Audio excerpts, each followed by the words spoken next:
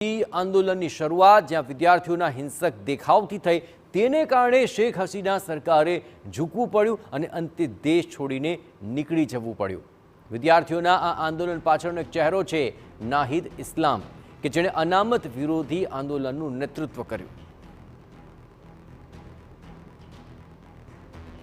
તો નાહિદ ઇસ્લામ કે જેણે આ આખું આંદોલન શરૂ કર્યું ને ધીમે ધીમે આ આંદોલન આગ પકડતું ગયું અને આખરે શેખ હસીનાને દેશ છોડીને ભાગવું પડે તે સુધીની નોબત આવી ગઈ। આપણે જણાવીએ કે બાંગ્લાદેશમાં તખ્તા પલટ માટે આ એક ચહેરો જે સૌથી વધુ અત્યારે ચર્ચામાં છે કે જેણે આ અનામત આંદોલનની શરૂઆત કરી અને ત્યારબાદ અહીં નાહિદ ઇસ્લામ કોણ છે તેને લઈને આખરે આ સમગ્ર જે બાબત છે તે અત્યારે સૌથી વધુ ચર્ચામાં છે। આપણે જણાવીએ કે આ નાહિદ ઇસ્લામ કે જેણે અનામત આંદોલનની શરૂઆત કરી અને આખો દેશ અત્યારે સત્તા પલટા સુધી પહોંચી ચૂક્યો છે।